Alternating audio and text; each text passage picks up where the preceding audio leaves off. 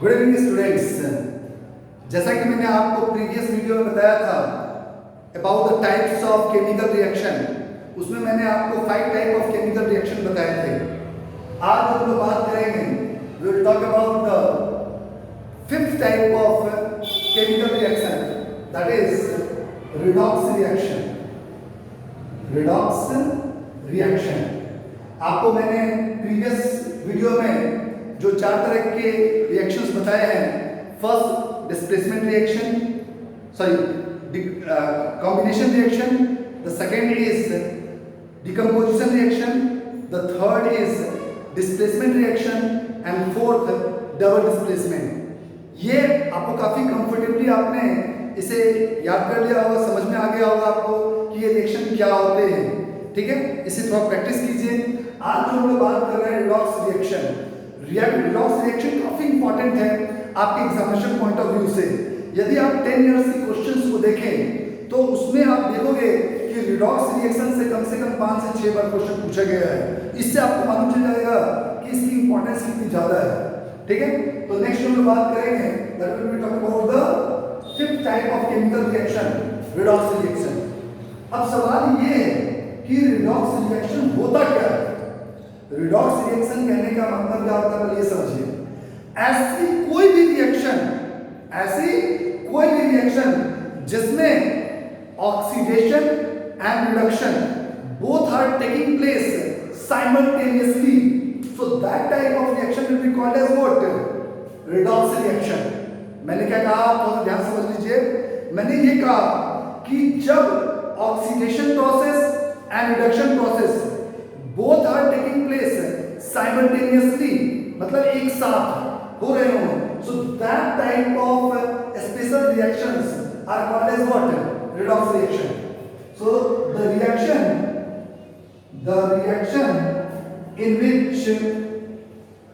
in which oxidation and reduction reaction is taking place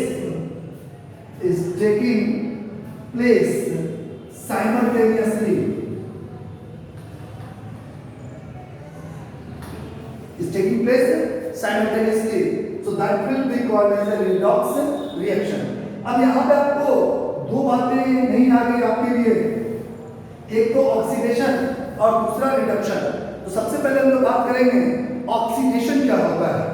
अब यहाँ पर देखिए, जब हम बात करते हैं ऑक्सीडेशन की, किसकी बात करते हैं, ऑक्सीडेशन की, तो ऑक्सीडेशन क्या होता है पहले ये समझिए। ऑक्सीडेशन जो हम कह रहे हैं, तो ऑक्सीडेशन क्या है, एडिशन ऑक्सी मतलब ऑक्सीजन, तो एडिशन ऑफ ऑक्सीजन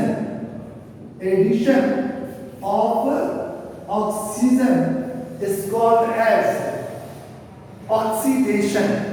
और ये जो दोनों प्रोसेस है, ऑक्सीडेशन रिडक्शन, ये दोनों ही एक दूसरे के अपोजिट है। अपोजिट क्या मतलब है, यहाँ पे जहाँ पे भी एडिशन ऑफ ऑक्सीजन हो रहा हो उसे ऑक्सीडेशन कहेंगे।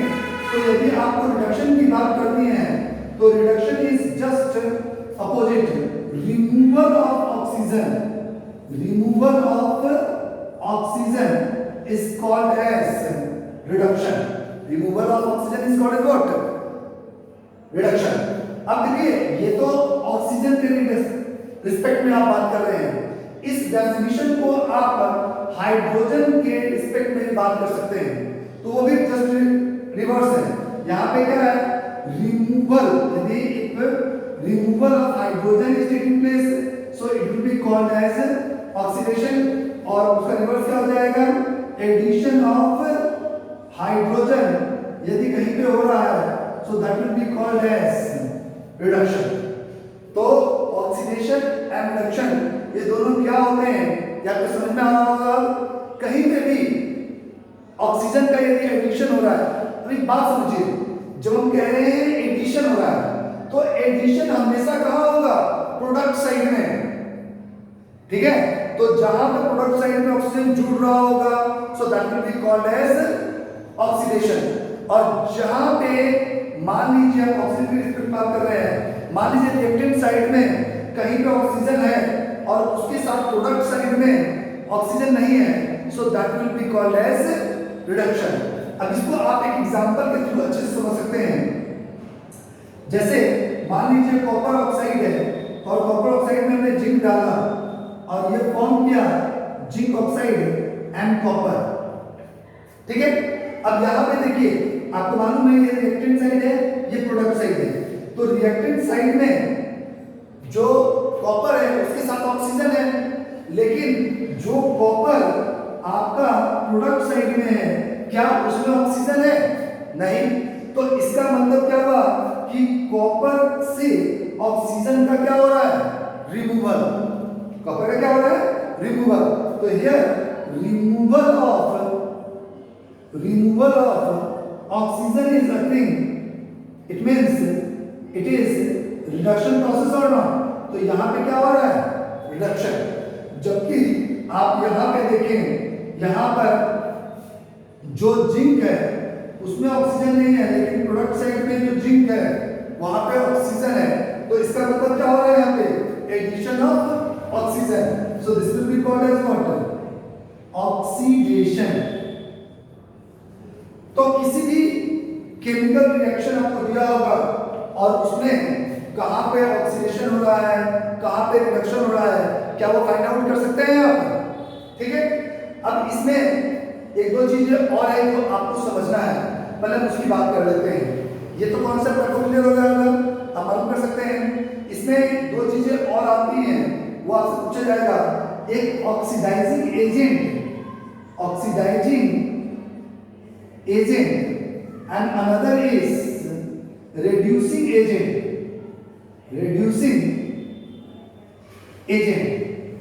इसका एक सिंपल सा तरीका आप पहले नॉर्मल तरीके से पढ़ लीजिए, उसके बाद मैं आपको एक ट्रिक बता दूंगा जिससे आप बड़े आराम से फाइंड आउट कर सकते हैं कि कौन सा ऑक्सीडाइजिंग एजेंट है और कौन सा रिड्यूसिंग एजेंट है। सबसे पहले ऑक्सीडाइजिंग एजेंट होता क्या है, पहले ये समझिए। ऑक्सीडाइजिंग एजेंट एक ऐसा कंपाउंड जो ऑक्सीजन रिलीज करता हो, जो ऑक्सीजन देता हो for the reaction, for the continuation of the reaction. So that will be called as what?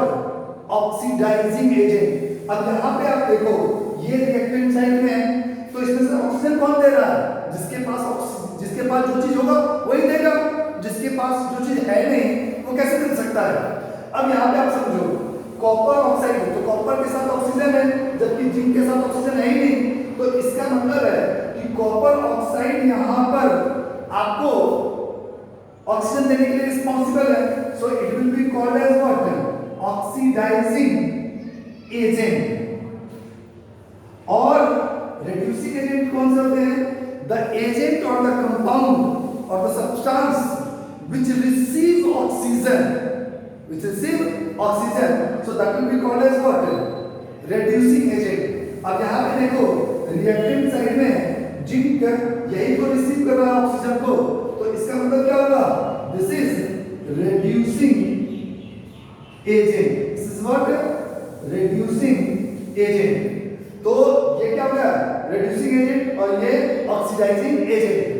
यदि आपको डेफिनेशन में कहीं प्रॉब्लम आए और केवल आपको ऑक्सीडाइजिंग और रिड्यूसिंग एजेंट निकालने के लिए पूछा जाए तो बहुत ही सिंपल सा तरीका है। जिस भी कंपाउंड एजेंट जो होते हैं वो हमेशा रिएक्टेंट साइड में होंगे, कभी प्रोडक्ट साइड में नहीं होगा। तो यदि ऑक्सीडाइजिंग एजेंट पूछा गया है तो जिस कंपाउंड में रिडक्शन हो रहा होगा, वो आपका हमेशा ऑक्सीडाइजिंग एजेंट होगा। और जिस कंपाउंड में ऑक्सीडेशन हो रहा होगा वो हमेशा आपका रिड्यूसिंग एजेंट होगा। So this way you can easily identify the redox reaction, oxidation, reduction, oxidizing agent, reducing agent. इसमें कोई प्रॉब्लम नहीं होगी, आपको समझ में आ रहा है आपको? ठीक है। तो इसे आप थोड़ा प्रैक्टिस भी करेंगे, दो चार एग्जांपल लेकर, तो आपको ये काफी क्लियर हो जाएगा। कोई प्रॉब्लम हो तो आप मुझे व्हाट्सएप पे भेज सकते हैं, जो भी प्रॉब्लम है वो मैं आपको तरीका बता दूंगा किस तरीके से उसे आप सॉल्व आउट करेंगे। जितना ज्यादा आप प्रैक्टिस करेंगे उतना ही ज्यादा आपके लिए वो फायदेमंद होगा। ठीक है। और जो नेक्स्ट और लास्ट टॉपिक है हमारा वो है about the oxidation in day-to-day life. Oxidation in day-to-day life. Oxidation in everyday life. Everyday life. देखिए, there are two common phenomena which is commonly occurring surrounding us, and in which the addition of oxygen is occurring. क्योंकि oxidation की बात हो रही है, addition of oxygen होता है, तो यहाँ पर आपको ये समझने की जरूरत है कि ऑक्सीडेशन जो एवरीडे लाइफ की बात कर रहे हैं, तो वो कौन कौन से दो फिनोमिना हैं जिन्हें आपको स्टडी करना है. सबसे पहला है corrosion and another is rancidity. Second क्या है? रेंसिडिटी. अब यहां पे देखिए, सबसे पहले हम लोग कोरोजन की बात करते हैं. कोरोजन क्या है? कोरोजन जो होता है, कोरोजन में थोड़े से आपको समझना है. ईटिंग ऑफ मेटल जब होता है, ईटिंग ऑफ मेटल जब होगा, eating of metal is called corrosion, is called corrosion. और when this metal is especially iron, when this metal is especially iron, if the eating of iron metal is taking place, iron metal occurs, it is called rusting. किसी भी metal में होता है eating, तो वो कहलाएगा क्या? कोरोजन. और यदि ईटिंग ऑफ मेटल आयरन के अंदर हो रहा है, यदि वो मेटल आयरन है, तो उसके लिए स्पेशल वर्ड एक टर्म यूज करते हैं, वो है रस्टिंग. तो यहाँ पर जो कोरोजन में आपको बेसिकली पढ़ना है, वो रस्टिंग के बारे में ही पढ़ना है. तो इसका मतलब क्लियर हो गया कि रस्टिंग किस मेटल में होता है? आयरन मेटल में. और आयरन मेटल हमारे लिए बहुत ही इंपॉर्टेंट होता है, क्योंकि जितने भी मॉडर्न वर्ल्ड है, जो फैक्ट्रीज हैं, इंडस्ट्रीज हैं, बिल्डिंग्स हैं, ये सभी आयरन पे बिल्टअप है. और यदि आपका आयरन ही कमजोर हो जाएगा, तो मॉडर्न लाइफ डिस्ट्रॉय हो जाएगा. उसको बचाने के लिए आयरन को बचाना बहुत ज्यादा जरूरी है. तो इसीलिए हमें रस्टिंग को रोकना जरूरी है. लेकिन उससे पहले आपको ये समझ में आना चाहिए कि रस्टिंग होती क्या है. तो रस्टिंग जो होता है, उसके लिए दो चीज का होना बहुत जरूरी है. दो चीजों का होना नेसेसरी है. दैट इज मॉइस्चर, मॉइस्चर जिसे आप वाटर भी कह सकते हैं, एंड एयर. एयर कहने का मतलब है ऑक्सीजन. तो यदि इन दोनों में से कोई एक भी चीज होगा, नहीं होगा, तो रस्टिंग नहीं होगी. रस्टिंग के लिए इन दोनों ही चीजों का होना जरूरी है, moisture as well as oxygen. जब ये दोनों ही चीजें होंगी, तब जाकर रस्टिंग होगा. जैसे कि आप यहाँ पे ऐसे समझिए, जैसे मान लीजिए ये आयरन है. आयरन ऑक्सीजन और मॉइस्चर के प्रेजेंस में जब आता है, तो it form Fe2O3 dot X molecule of H2O. क्या फॉर्म कर रहा है? यहाँ पे ऐसे देख लीजिए इसे. तो it form Fe2O3 dot X molecule of H2O. तो इसे हम कहते हैं हाइड्रेटेड फेरिक ऑक्साइड, और कॉमनली इसे हम रस्ट भी कहते हैं. So this is the chemical formula of rust. तो यहाँ पे आपको एक चीज ध्यान रखना है कि जो वाटर है, यहाँ पे वाटर के मॉलिक्यूल यदि ज्यादा है, तो वो यहाँ पे एक्स-मैन ने वेरिएबल नंबर के लिए रिप्रेजेंट किया है, तो यहाँ पर मॉइस्चर ज्यादा आ जाएगा. कम मॉइस्चर है तो कम मॉइस्चर है, लेकिन वाटर का होना बहुत जरूरी है. अब यदि एक छोटी सी बात समझिए, यदि हम किसी भी आयरन को कोरोजन से प्रिवेंट करना चाहते हैं, प्रिवेंशन फ्रॉम रस्टिंग, यदि हमें प्रिवेंट करना है रस्टिंग, ठीक है, क्योंकि हमारे लिए आयरन बहुत जरूरी है, तो हमें आयरन को प्रिवेंट करना होगा रस्टिंग से। तो यदि हम एक चीज और मैं बता दूं, इनमें से कोई एक भी चीज नहीं होगा तो रस्टिंग नहीं होगी। यदि वाटर है, ऑक्सीजन नहीं है तो रस्टिंग नहीं होगी, ऑक्सीजन है, वाटर नहीं है तो रस्टिंग नहीं होगी। जब वाटर भी हो, मॉइस्चर भी हो और ऑक्सीजन भी हो, तभी जाकर रस्टिंग पॉसिबल है। तो इस चीज का ध्यान रखेंगे। अब नेक्स्ट हम बात कर रहे थे प्रिवेंशन फ्रॉम रस्टिंग। देखिए बहुत सारे मेथड है जिसके थ्रू हम प्रिवेंट कर सकते हैं रस्टिंग को। जैसे कि हम कॉमन डे टू लाइफ में देखते हैं, जो हमारे ग्रिल्स होते हैं घरों में, उन पर पेंट लगा देते हैं। पेंट इसलिए लगा देते हैं ताकि जो मॉइस्चर है और एयर है वो हमारे आयरन के कांटेक्ट में ना आ सके। तो इससे क्या होगा, रस्टिंग नहीं होगी, तो हमारी जो आयरन की ड्यूरेबिलिटी है वो काफी दिन तक रहेगी। तो हम ये कह सकते हैं by painting the iron goods, the iron objects, we can prevent the rusting or not by making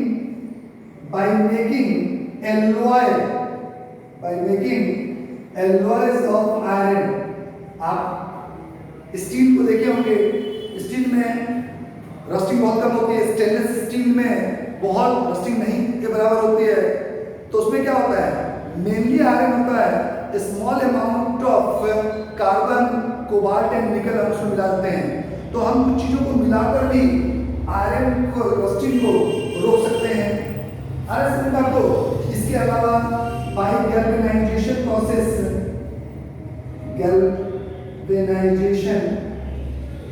process, इसमें क्या होता है, आयरन के ऊपर एक जिंक की कोटिंग देते हैं, coating of zinc over iron.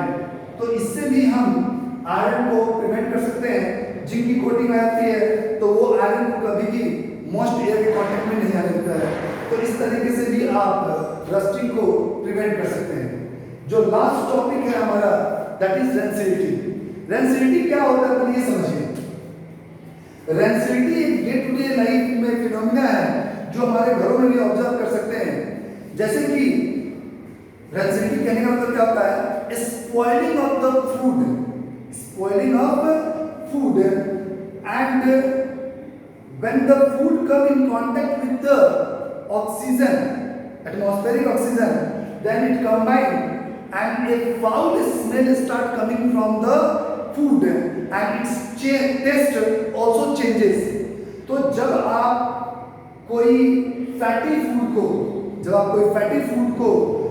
तले हुए फूड को आप ऐसे एयर में रख देंगे तो एयर के अंदर ऑक्सीजन है, वो ऑक्सीजन के साथ रिएक्ट करता है और इस कारण से वो स्पॉइल रहता है, उसमें से बैड स्मेल आने लगती है और उसका टेस्ट भी चेंज होता है। So that will be called as what, rancidity. तो रेंसिडिटी जो हम कहते हैं, तो रेंसिडिटी का मतलब क्या है, पहले ये समझ लीजिए। तो व्हेन फ्राइड और fatty food